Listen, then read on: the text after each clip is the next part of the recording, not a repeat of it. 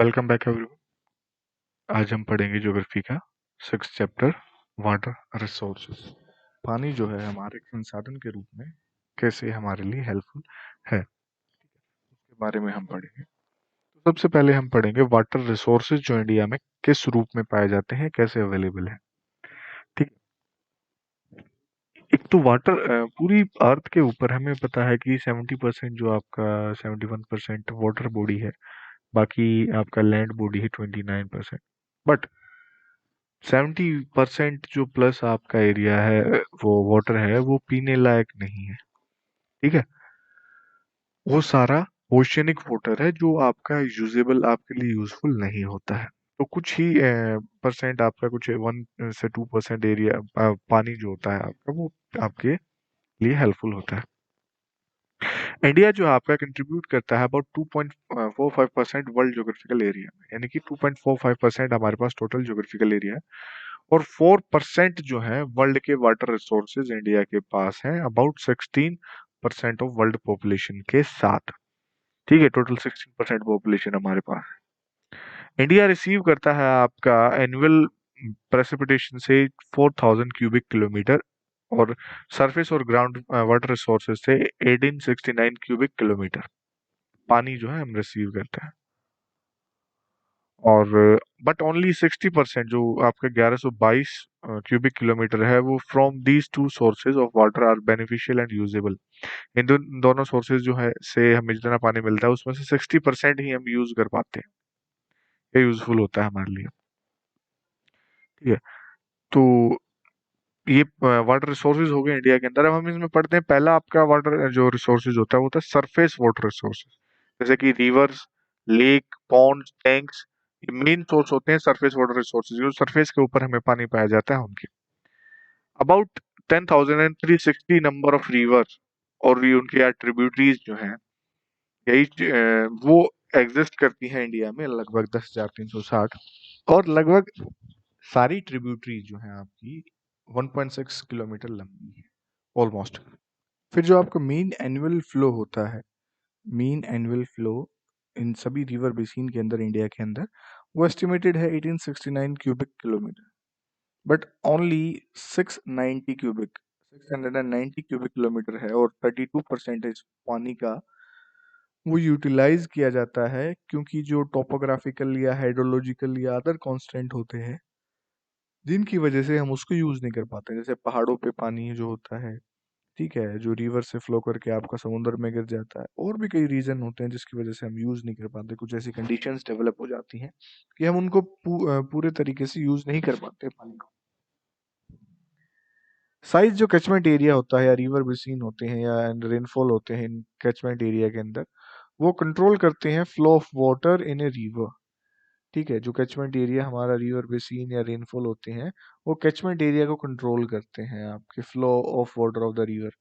River जो आपका catchment area या रिवर बेसिन क्या होता है? कैचमेंट एरिया तो होता है आपका जो बारिश का पानी गिर के किसी इलाके का उस रिवर में, उस रिवर जिस इलाके से रिवर फ्लो करती होती है उसमें आके वो जमा हो जाना।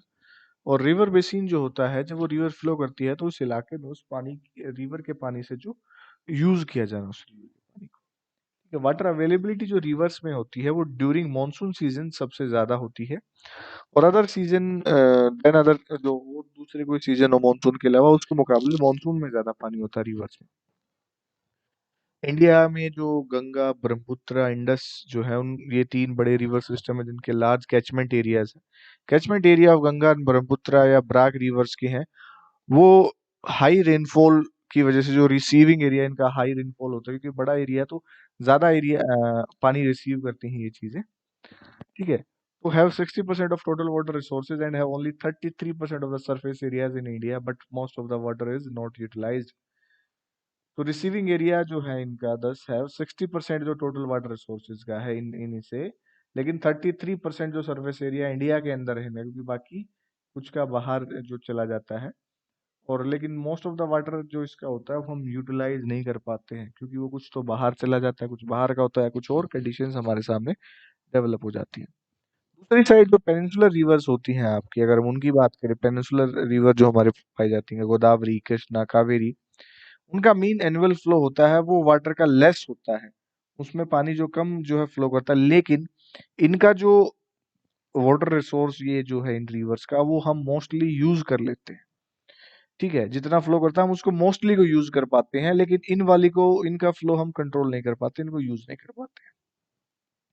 तीसरा हमारे पास है ग्राउंड वाटर रिसोर्सेज, जो देर अबाउट 432 क्यूबिक किलोमीटर टोटल रेप्लेशेबल जो ग्राउंड वाटर रिसोर्सेज हैं इंडिया में अवेलेबल है। ठीक है, ग्राउंड वाटर के जो रिसोर्सेज है, गंगा ब्रह्मपुत्र बेसिन है, उनका जो है अबाउट 46 जो टोटल रिप्लेशेबल ग्राउंड वाटर रिसोर्स है, जो रिप्लेस होता रहता है, मतलब वो बनता रहता है ग्राउंड वाटर में, उसकी जो पूर्ति होती रहती है।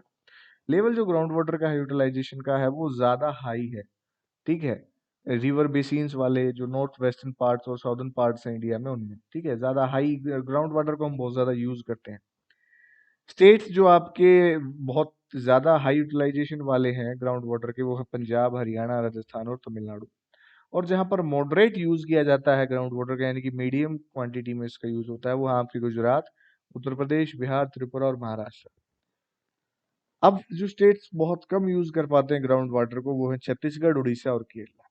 ठीक है, तो ऐसा अज्यूम किया जाता है कि जो यूटिलाइजेशन ऑफ वाटर है आपका, इसी जो प्रेजेंट रेट जिस हिसाब से यूज कर रहे हैं हम उसको, वही कंटिन्यू रहता है, तो ऐसे चांसेस बनते हैं कि लिमिटेड डेवलपमेंट हो जाएगी, डेवलपमेंट को लिमिट कर देगा ये सब।